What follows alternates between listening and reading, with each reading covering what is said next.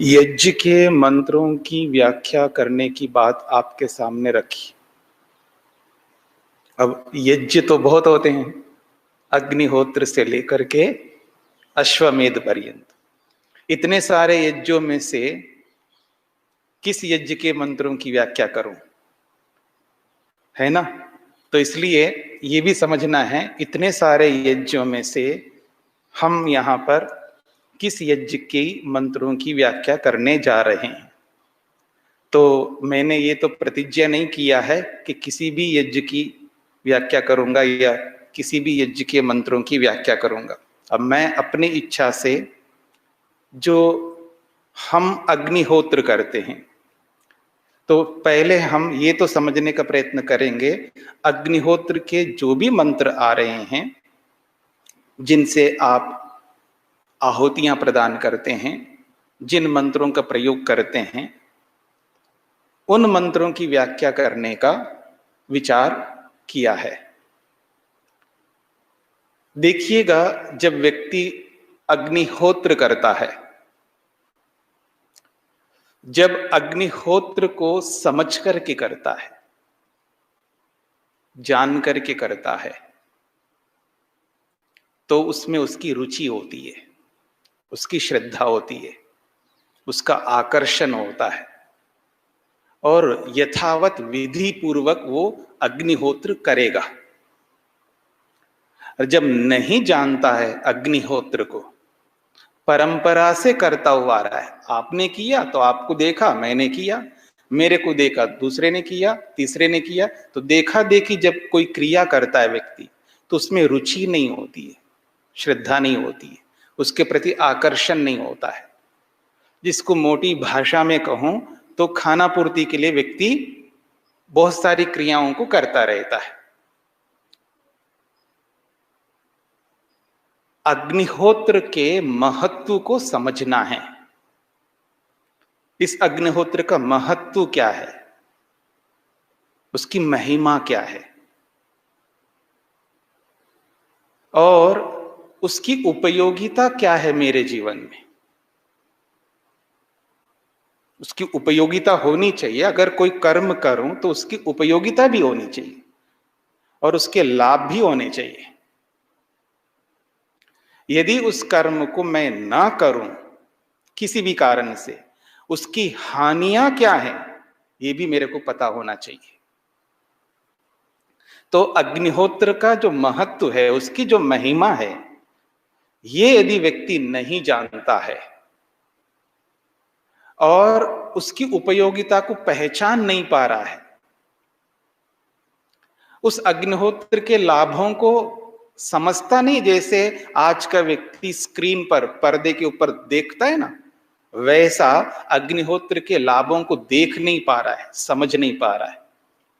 और उस अग्निहोत्र को ना करने से जो हानियां हैं उसको भी पहचान नहीं पा रहा है, वो देख नहीं पा रहा है उन हानियों को। जो दुनिया में जिसे श्रेष्ठतम कर्म कहा है, तो उसके प्रति हमें कितना आकर्षण होना चाहिए, उसके प्रति कितना लगाव होना चाहिए, उसके प्रति कितनी श्रद्धा होनी चाहिए, वो है नहीं, यानी बहुत कम है, इसका यह अभिप्राय है।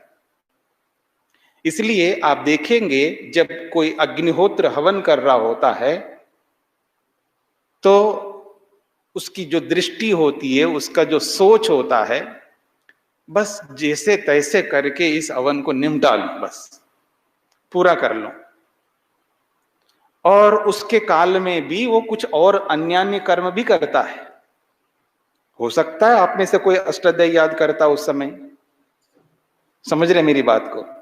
इधर अग्निहोत्र चल रहा है, सब लोग मंत्रोच्चारण कर रहे हैं, मंत्र पाठ चल रहा है, और ब्रह्मचारी बैठ करके जो है अपना अष्टाध्यायी याद कर रहा है, या और कोई पाठ कर रहा है, और कोई तैयारी कर रहा है, उसका मन और कहीं और है। ठीक है ना? क्यों? ये बताता है हमारे व्यवहार को, क्योंकि व्यवहार से पता लगता है, जब कोई व्यक्ति कोई कर्म करता है, कोई क्रिया कर रहा होता है, उससे पता लगता है कि हमारे मन में उस कर्म के प्रति क्या भाव है।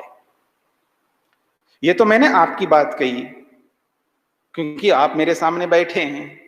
जो मेरे सामने बैठे नहीं है उनकी बात कह देता हूं। ओम अग्नये स्वाहा, जो उसको जल्दी बुलाना, ओम सोमाय स्वाहा। ठीक है जी, फोन में भी बात हो रही है, फोन पर बात भी हो रही है और स्वाहाकार भी हो रहे हैं। अरे जल्दी करना, ओम सोमाय स्वाहा। ठीक है ना? कितने बार बता दिया आपको, जल्दी कर दो। ओम कुछ ना कुछ बोलता जा रहा है।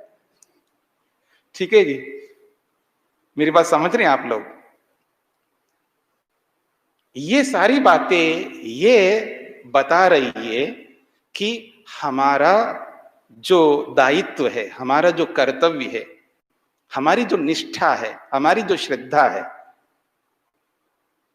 उसके बारे में ये बातें जता रही है कि हम क्या मानते हैं उसको। ऐसी बहुत सारी बातें। फिर आपको लगेगा स्वामी जी फिर भी मंत्र की व्याख्या प्रारंभ नहीं किया, फिर और भूमिका ही बता रहे हैं। ऐसा ही लगेगा ना आपको। क्या करूं, मैं मजबूर हूं। महर्षि स्वामी दयानंद का अनुचरण करता हूं जितना कर सकता हूं। ऋषि लोग जो है, अब किसी की भूमिका बताते हैं तो बहुत लंबी चौड़ी बताते हैं।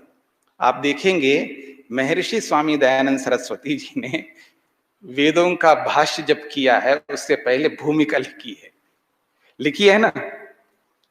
कितना देखिएगा, मतलब उस ऋग्वेदादि भाष्य भूमिका को पढ़ने में कितना टाइम लगेगा, कितने महीने लग जाएंगे, उसको ठीक प्रकार से समझने के लिए महीनों लग जाएंगे। बहुत लंबी चौड़ी पुस्तक लिखी है, भूमिका है। मैं तो जब पहली बार उस पुस्तक को देखा जीवन में, ये क्या है, कहा गया है ये ऋग्वेद आदि भाष्य भूमिका। अब ये भी नहीं पता चला ये ऋग्वेद आदि भाष्य भूमिका का मतलब क्या होता है। बाद में जाके पता चला कि ऋग्वेद आदि भाष्य भूमिका का मतलब यह है कि ऋग्वेद, यजुर्वेद, सामवेद और अथर्ववेद का इंट्रोडक्शन है। प्राक कथन जो बोलते हैं ना आप लोग, पूर्ववाक, यानी उन चारों वेदों को समझने के से पहले कुछ उसके बारे में मोटा मोटा कुछ जान लो क्या है, तो वो है भूमिका।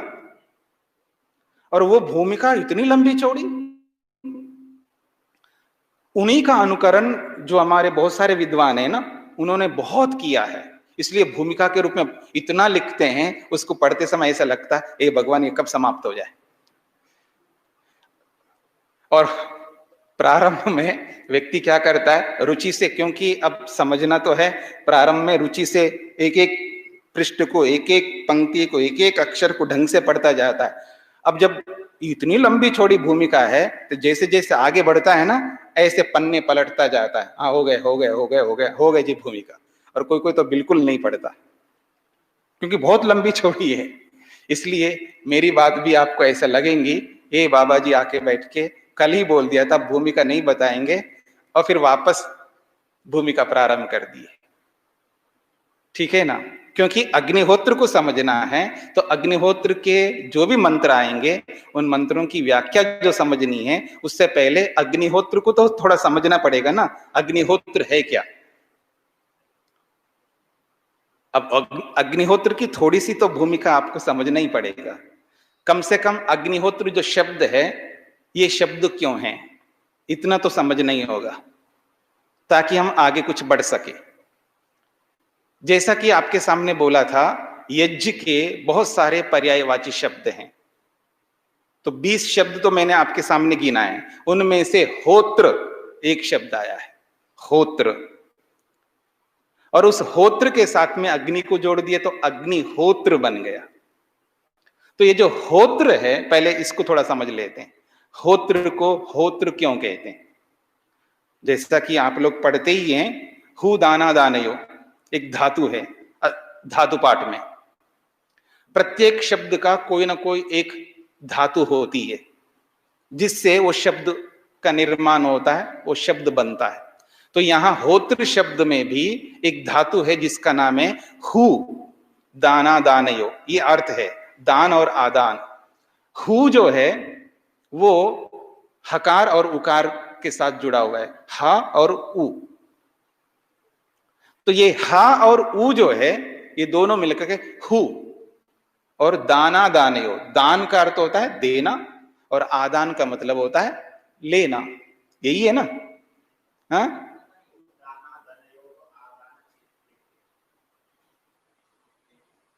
दाना अदनयो है। अच्छा अच्छा, ठीक है।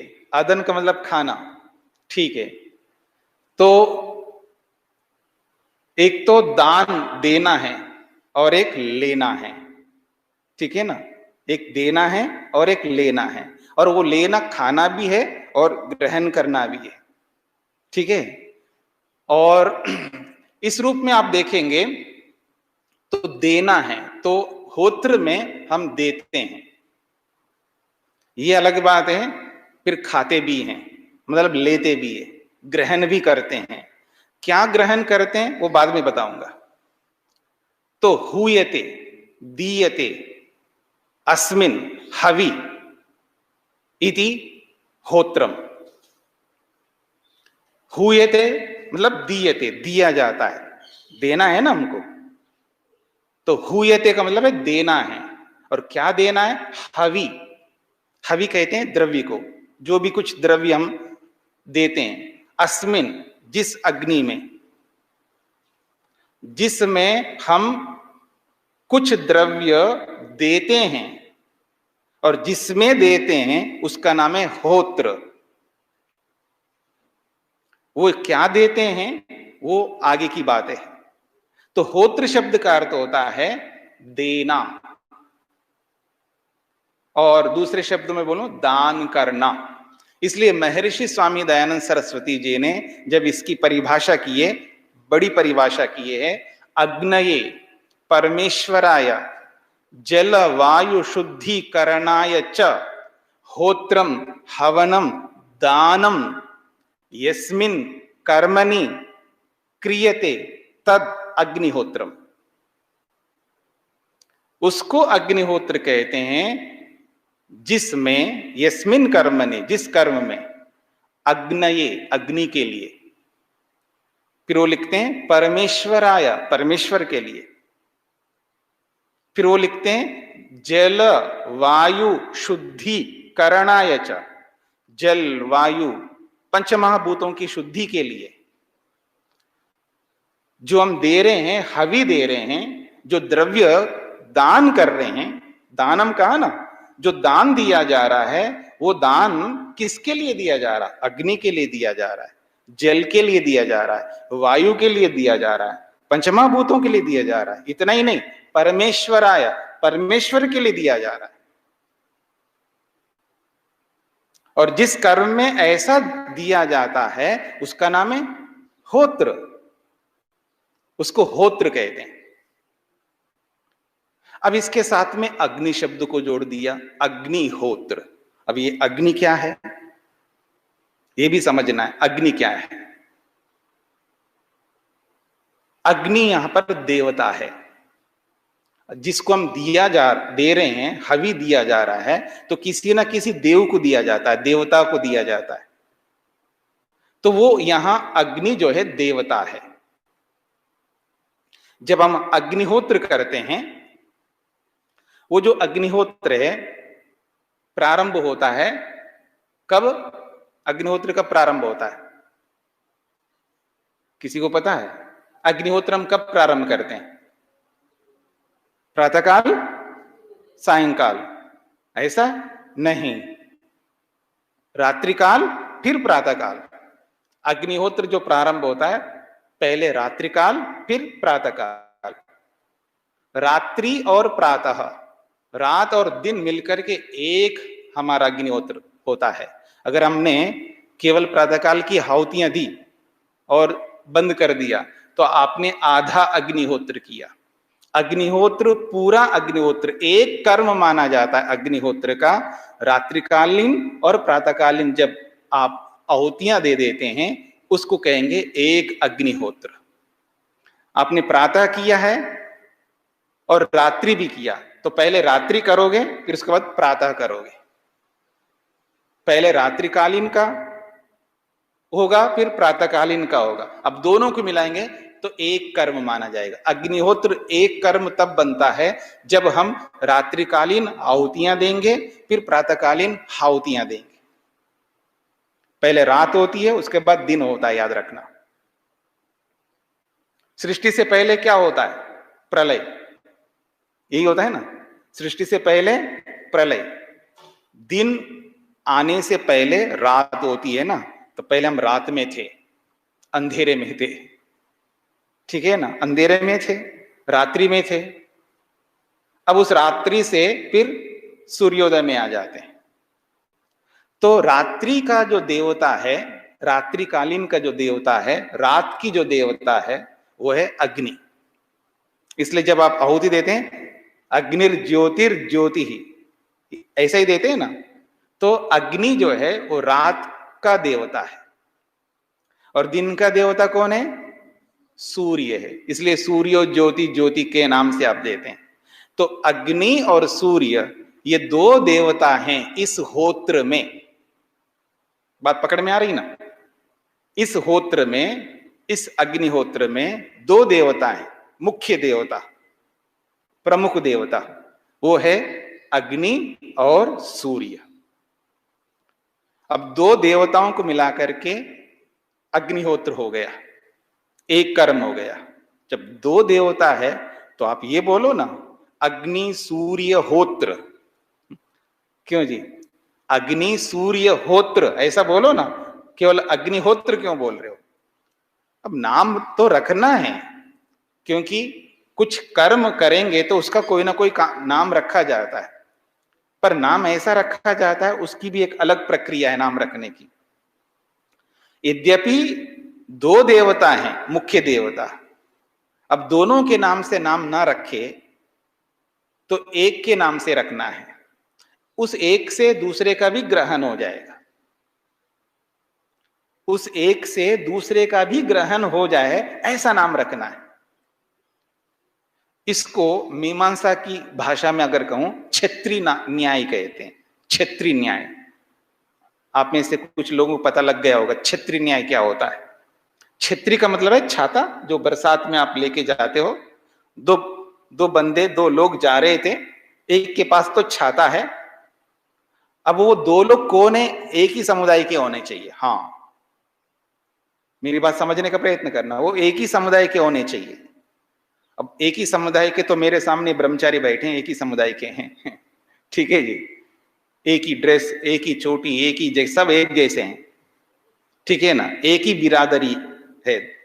तो एक ही समुदाय के मान लो दो ब्रह्मचारी जा रहे हैं, एक के पास में छाता है और एक के पास में नहीं है, ठीक है। अब संस्कृत में किसी ने उनसे पूछा किसी से कि कौन जा रहे हैं, तो उत्तर देने वाला क्षेत्रिनो गच्छन्ति प्रारंभ करता है। कोई कोई किसी जगह पर पहले आचमन करते हैं फिर ईश्वर स्तुति प्रार्थनोपासना के मंत्र बोलते हैं। जैसे ईश्वर स्तुति प्रार्थनोपासना के मंत्र बोले और स्तुति वाचन के मंत्र बोले, फिर शांतिकरण के मंत्र बोले, ये सारे मंत्र हो गए, उसके बाद फिर आचमन प्रारंभ करते हैं। कुछ लोग ऐसा करते हैं और कुछ लोग क्या करते हैं, सबसे पहले आचमन करते हैं, फिर उसके बाद ईश्वर स्तुति प्रार्थनोपासना, फिर स्वस्ति वाचन, फिर शांतिकरण, ये बोलने के बाद फिर आगे बढ़ते हैं। अब दोनों ढंग से लोग करते हैं। अब इसको लेकर के कुछ लोगों में वाक युद्ध चलता है। वाक युद्ध का मतलब है, कोई कहता है नहीं पहले आचमन करना चाहिए, कोई कहता है बाद में करना चाहिए, फिर उसके बाद में धीरे धीरे लड़ाई भी होती है, कुछ लोग लड़ते भी रहते हैं। हम आए अग्निहोत्र करने के लिए, यज्ञ करने के लिए। यज्ञ जो सिखाता है हमें वो संगतिकरण के लिए मिलकर के चलने की बात सिखा रहा है यज्ञ, और हम आपस में झगड़ रहे हैं। ये झगड़ा क्यों हो रहा है? थोड़ा सा समझ करके बोला जाता है ना, अपनी बुद्धि को थोड़ा विस्तार कर लो। और विस्तार केवल विस्तार वैसा मत करना, उसको खोल देना। इसको ओपन माइंडेड कहते हैं लोग। ओपन माइंडेड, अपने माइंड को ओपन कर लो, खुला कर लो, उसको छोड़ दो। उसमें जो भी आ रहा है उसको सबको आने दो, फिर उस पर मंथन करो, विचार करो, शांति से समझ लो, कोई फर्क नहीं पड़ता है। महर्षि स्वामी दयानंद सरस्वती जी ने संस्कार विधि में ईश्वर स्तुति प्रार्थनोपासना सामान्य प्रकरण जहां लिखा है वो बात कह रहा हूं मैं। संस्कार विधि में जब सामान्य प्रकरण लिखा है वहां पर ईश्वर स्तुति प्रार्थनोपासना मंत्र, फिर उसके बाद स्वस्ति वाचन, फिर शांतिकरण, उसके बाद लिखा है आचमन। समझ में आ रहा है ना? प्रमाण मिल गया। अब दूसरी बात, जब वो संध्योपासना विधि लिखते हैं, संध्योपासना विधि में पहले आचमन लिखते हैं। पहले आचमन हो गई बात। फिर हम आगे बढ़ते हैं। उसी संस्कार विधि में जब गृहस्थ आश्रम की प्रक्रिया, गृहस्थ आश्रम की व्याख्या किया, संस्कार विधि में गृहस्थ आश्रम का भी है ना, तो उस गृहस्थ आश्रम में भी अग्निहोत्र का फिर विधान किया। उस गृहस्थ आश्रम के विधान में फिर अग्निहोत्र का विधान किया, वहां आचमन सबसे पहले लिखा है। मेरी बात समझ रहे हैं ना? यानी स्वामी दयानंद सरस्वती जी की पुस्तक में दोनों ढंग से हैं। यानी पहले भी आचमन की प्रक्रिया लिखी हुई है और बाद में भी लिखी है। इसलिए जो करने वाले हैं ना, अलग अलग समुदाय के लोग होते हैं। मतलब विद्वानों के भी अपनी अपनी बिरादरियां होती है ना। इसको कहते हैं गोत्र। प्राचीन परंपरा में तो गोत्र चलते थे। ये भारद्वाज गोत्री है, भरद्वाज गोत्री है, ये गर्ग गोत्री है, ये उसके गोत्र वाला है, ये उस गोत्र वाला। तो गोत्र का मतलब है ऋषियों के, आचार्य की अपनी परंपरा होती थी पहले। तो ये किस गोत्र के हैं? ये गर्ग गोत्र के, इसलिए ये गार्गी है। ये भरद्वाज गोत्र के, ये भारद्वाजी है। ऐसे तो ऐसे अलग अलग गोत्र थे। तो कुछ समुदाय वाले कुछ और ढंग से करते हैं, कुछ समुदाय वाले कुछ और ढंग से करते हैं। उस समुदाय में सब एक जैसे करेंगे, इस समुदाय वाले अपने ढंग से एक जैसे करेंगे, पर वो सारे समुदाय वाले एक जैसे करेंगे, एक ही प्रक्रिया को अपनाएंगे। एक ही समुदाय में अलग अलग प्रक्रियाओं को नहीं अपनाया जाता है। तो ये परंपरा प्राचीन काल में गोत्र की परंपरा चली आ रही। आज वो गोत्र नहीं रहे, आज जो है दूसरी परंपरा चली है, लेकिन उसका आधार गोत्र ही है। तो कुछ लोग जो है स्वामी दयानंद के इस सामान्य प्रकरण को सामने रख करके चलते हैं, वो बाद में आचमन करते हैं। कुछ लोग वो गृहस्थ प्रकरण के अनुसार जो है पहले आचमन करते हैं। अब झगड़ा किस बात की है? दोनों ही विधि के अनुसार चल रहे हैं, फिर क्यों झगड़ रहे हो आप? ये थोड़ा सा समझ पैदा करना होगा हमें। हाँ, ये आवश्यक है कि हम सबको एक रूपता में चलना चाहिए। एक नियम है संसार में, सुव्यवस्थित रूप से चलने के लिए, संगठन से चलने के लिए सब एक रूप होकर के चले। आप अपने ढंग से, मैं अपने ढंग से, वो अपने ढंग से, और कोई अपने ढंग से, सब अपने अपने ढंग से चलेंगे तो व्यवस्था नहीं बनती है। व्यवस्था में हानि होती है, और व्यवस्था में हानि होती है का मतलब है हमें दुख मिलेगा। बहुत सारे लोग हमें दुख देंगे और हम उनको दुख देंगे, तो हम एक दूसरे को दुख दे करके सुख पाने के लिए अग्निहोत्र करने जा रहे थे और दुख देने में लगे हुए हैं। ऐसा हमें बिल्कुल नहीं करना चाहिए। ये बात स्पष्ट हो गई आपको? तो इसलिए कोई अंतर नहीं होता, पहले करो ये बाद में करो, क्योंकि दोनों प्रक्रियाएं महर्षि स्वामी दयानंद की ही है। किसी विद्वान की अपनी प्रक्रिया वो नहीं है। बस एक रूपता की दृष्टि से अगर चलना चाहे तो सब मिलकर के पहले करो, हमें कोई आपत्ति नहीं, और बाद में करो तो हमें कोई आपत्ति नहीं, लेकिन सब मिलके एक रूप में चलना चाहिए। पर यदि याज्ञिक प्रक्रिया को ध्यान में रख करके चले हम लोग, जो याज्ञिक प्रक्रिया है, श्रोत ग्रंथों को, गृह ग्रंथों को, गृह सूत्र को, श्रोत सूत्र को, तो याज्ञिक प्रक्रिया को ध्यान में रख करके यदि चले तो याज्ञिक प्रक्रिया में जहां यज्ञों का विधान होता है वह एक नियम सिद्धांत चलता है, शास्त्रीय सिद्धांत। उस शास्त्रीय सिद्धांत को मीमांसा में शबर स्वामी जी ने लिख दिया है, वो वचन उद्धृत किया है, आचांतेन कर्म कुर्यात् या आचांतेन कर्म कर्तव्यम। आचांतेन है या आचांतम, दोनों कर सकते, कोई बात नहीं। तो आचांतेन कर्म कर्तव्यम ऐसा एक वचन उद्धृत किया है श्रोत ग्रंथों के आधार पर शबर स्वामी जी ने मीमांसा में, जहां मीमांसा की व्याख्या कर रहे थे उसमें प्रारंभ में पहले अध्याय में उन्होंने लिखा है आचांतेन कर्म, यानी कोई भी कर्म आप करने जा रहे हो, कोई भी का मतलब है याज्ञिक कर्म, विशेष रूप से याज्ञिक कर्म। जहां याज्ञिक कर्म किया जाता है तो उन्होंने कहा सबसे पहले आचमन करना चाहिए, सर्वप्रथम आचमन करो, फिर आप यज्ञ की प्रक्रिया जो भी करनी है वो सब करते जाओ। तो ये याज्ञिक प्रक्रिया में सबसे पहले आचमन करने का विधान मिलता है। उसी का अनुसरण करके स्वामी दयानंद सरस्वती जी ने कहीं जगह पर पहले लिखा है और किसी और वचन का उन्होंने अनुसरण किया होगा, कहीं और मिला होगा, हमें नहीं पता है, वो बाद में भी उन्होंने किया है। तो इस दृष्टिकोण से कोई अंतर नहीं आएगा, पर एक विधि को अपना करके चलना है तो एक रूपता की दृष्टि से आप बाद में करते हैं तो बाद में करते जाइए सब लोग, और पहले करना है तो पहले करते जाइए सब लोग। ऐसा नहीं कि एक व्यक्ति पहले कर लिया एक व्यक्ति बाद में कर लिया, ऐसा नहीं करना चाहिए। फिर कुछ लोगों का कथन होता है कि ये जो ईश्वर स्तुति प्रार्थनोपासना है, स्वस्ति वाचन है, शांतिकरण है, ये यज्ञ के अंग नहीं है, यज्ञांग नहीं है, ये तो ईश्वर की स्तुति है, ईश्वर की प्रार्थना है, उससे याचना करने, ये अलग है, ये आनुषंगिक एक अलग कर्म है, तो ये यज्ञ का भाग नहीं है, ऐसा कथन करते हैं। मान भी लो, हमें कोई आपत्ति नहीं है, क्योंकि जो भी हम यज्ञ करते हैं, सामान्य यज्ञ अग्निहोत्र करते हैं या संस्कार विधि के अनुसार जो प्रकरण है स्वस्ति वाचन शांतिकरण आदि लेकर के जो भी यज्ञ करते हैं, दोनों प्रक्रियाओं में आचमन तो सभी लोग कर रहे हैं।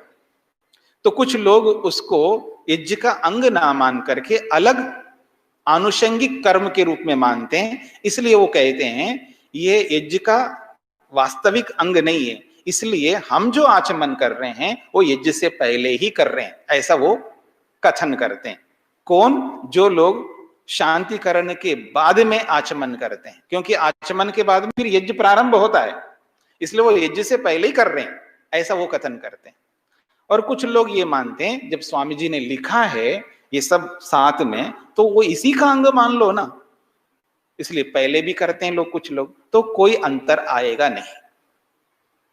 तो ये अग्निहोत्र से पहले जो आचमन की बात मैंने आपके सामने रखी है, तो आचमन मंत्र है।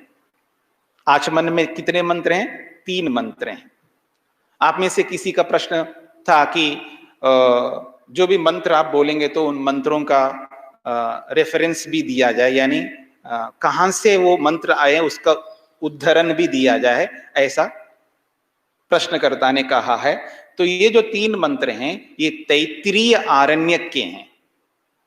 तैत्तिरीय आरण्यक में 10वां प्रपाठक है और 32-35 अनुवाक है। तो आप ऐसा लिख सकते हैं, तैत्तिरीय आरण्यक 10, प्रपाठक 10 और अनुवाक 32-35, ऐसा लिख सकते हैं आप। तो ये तैत्तिरीय आरण्यक से लिया गया है इन तीनों मंत्रों को। तो पहला मंत्र है अमृतोपस्तरणमसि स्वाहा। ओम तो सबके साथ लगेगा, ओम अमृतोपस्तरणमसि स्वाहा, ओम अमृतापिधानमसि स्वाहा, ओम सत्यम यशः श्रीर मयि श्रीः श्रेयताम स्वाहा। 3 ही मंत्र हो गए ना, तो ये 3 मंत्र है। ये जो 3 संख्या है ना, ये भी एक अपने आप में बहुत महत्वपूर्ण है। हम जब कोई कर्म प्रारंभ करते हैं, 3-3 बार करने की हमारी प्रथा चली आ रही, परंपरा बहुत पीछे से चली आ रही है। स्वामी दयानंद को भी आप देखें तो वो 3-3 बार लिखते, शांति लिखते हैं तो 3 बार, ठीक है ना।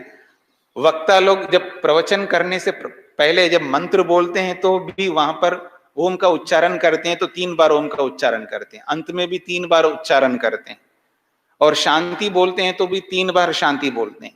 जहां कहीं पर भी कोई कर्म करता है व्यक्ति, विशेषकर वैदिक कर्म करता है, तो वह 3-3 संख्या के रूप में बोलने की प्रथा जो है, परंपरा लगातार चली आ रही है, बहुत पीछे से चली आ रही है। आखिर ये 3 बार ही क्यों? अगर शांति बोलना है तो 3 बार शांति बोलो, या ओम का उच्चारण बोलते हैं तो भी 3 बार बोलते हैं। तो ये 3-3 बार ही क्यों? 4 बार बोलो, 2 बार बोलो, 1 ही बार बोलो, अब 3-3 बार क्यों बोलते हैं? ये भी एक प्रश्न है व्यक्ति का। अब उत्तर समाधान जो है, ये अलग बात है, हर व्यक्ति अपने अपने ढंग से देता है। यहां पर जो मैं समाधान देने जा रहा हूं, तो ये कोई शास्त्रीय प्रमाण है, शास्त्र में ऐसा लिखा है जी, ये 3 बार बोलने का मतलब ये है, ऐसा शास्त्र में मेरे को कोई ऐसा उद्धरण प्रमाण नहीं मिला। मेरी बात समझ रहे ना? लेकिन शास्त्रों को देखने से ये पता लगता है, ऊहा भी करनी होती है ना व्यक्ति को, हुआ तर्क शक्ति को ऋषि माना है। महर्षि यास्क ने तर्क को ऋषि शब्द से संबोधित किया। तर्क अपने आप में बहुत बड़ा ऋषि होता है। तो ये जो परंपरा से जब देखा जाता है 3 बार शांति है, तो 3 बार का एक मतलब होता है, तो त्रिविध दुख होते हैं, इसलिए 3 बार बोला है वो, शांति शांति शांति। 4 प्रकार के दुख को तो 4 बार बोलते हैं, तो 3 ही दुख हैं तो 3 बार बोल दिया। ऐसे आप बहुत सारा इसके साथ तर्क जोड़ करके आप समाधान कर सकते हैं, पर ये सब जोड़ो, सब सही है, मेरे कोई आपत्ति नहीं है। और मेरे को जो समझ में आता है वो ये समझ में आता है, 3 बार जब बोला जाता है तो पूर्णत्व का द्योतक है, पूर्णता आ जाती है, परिपूर्णता। क्योंकि कोई भी हम कर्म करें, पूर्ण करें, अधूरा नहीं करें, उसको पूरा करना है। आप देखेंगे स्वामी दयानंद सरस्वती जी जब लिखते हैं, को बहुत महत्वपूर्ण बात लिखते हैं, तो वहां पूर्ण शब्द का वो बहुत प्रयोग करते हैं। विद्वान बनो, कैसे? पूर्ण विद्वान। मेरी बात समझ रहे ना? विद्या प्राप्त करो, कैसी विद्या? पूर्ण विद्या प्राप्त करो। वो हर जगह पूर्ण शब्द का प्रयोग करते हैं। अब ये जो पूर्ण शब्द है, पूर्ण का मतलब सर्वम, संस्कृत में पूर्ण का अर्थ होता है सर्वम, सब। अब ये सब जो है प्रसंग के अनुसार होता है। हाँ, ये याद रखना, सब जो शब्द होता है ये प्रसंग के अनुसार होता है। बेटे ने मां से कहा, मां भूख लग रही है, जाओ किचन में जाकर के खा लेना। किसमें रखा है? उसमें रखा है। कितना खाओ? पूरा खाओ। मेरी बात समझ रहे ना? कितना खाओ? पूरा खाओ। अब पूरा खाने का मतलब है उस बर्तन में जितना रखा वो उसको पूरा खाना है। पूरा खाने का मतलब है दुनिया भर के घरों के बर्तनों में जितना रखा है वो सब खाना है। प्रसंग है ना, अपने घर का प्रसंग है, सभी घरों का प्रसंग नहीं है। तो जैसे एक घर में कोई बात कही जा रही है, तो उसी प्रसंग को ध्यान में रख करके, उसी विषय को ध्यान में रख करके उसका अर्थ लेना चाहिए। तो पूरा खाने का मतलब जो उस बर्तन में है उसको पूरा। ठीक इसी प्रकार से प्रसंग के अनुसार यहां पर पूर्ण विद्वान का मतलब ये नहीं है कि दुनिया में जितनी भी विद्वत्ता है वो सारी विद्वत्ता प्राप्त करो तब पूर्ण विद्वान। ये पूरी विद्या का मतलब है दुनिया भर की जितनी भी विद्याएं हैं वो सारी विद्याओं को जब प्राप्त करोगे तब आप पूर्ण विद्या प्राप्त करने वाले बन जाएंगे। ऐसा अर्थ कभी भी नहीं हो सकता, हो ही नहीं सकता। इसलिए अर्थ वो करना होता है जो संभव हो, अर्थ वो नहीं करना होता है जो असंभव है। तो संभव अर्थ को ही देना होता है, असंभव अर्थ को नहीं देना होता है। तो जिस प्रसंग में जितनी विद्या प्राप्त करने से उस प्रयोजन की सिद्धि होती है, बात को समझने का प्रयत्न करना।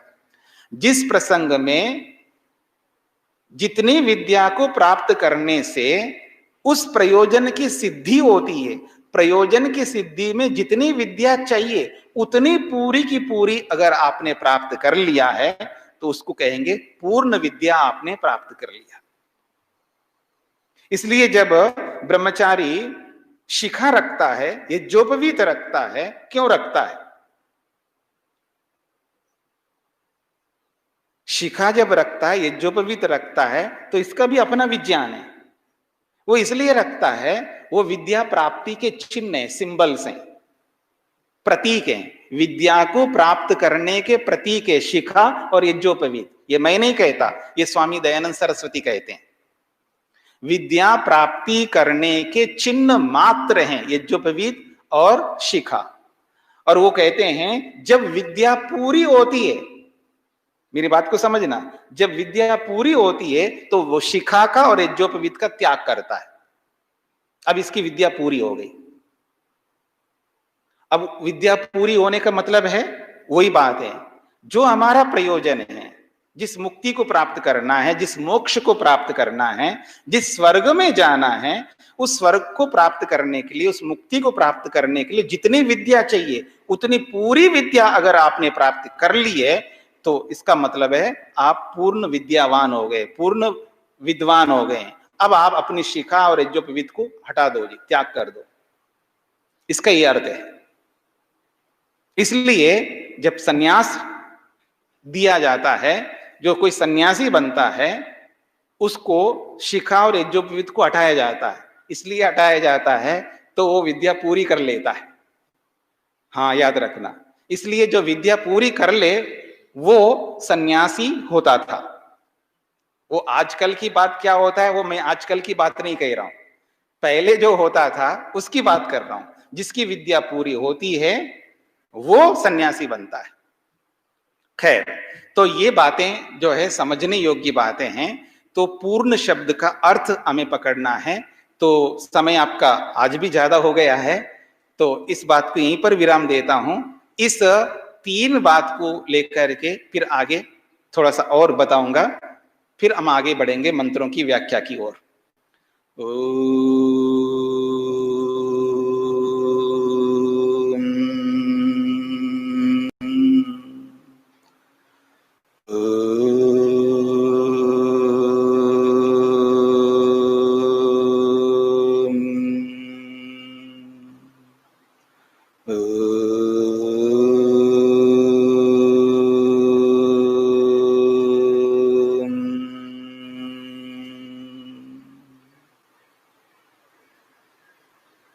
शांति पाठ।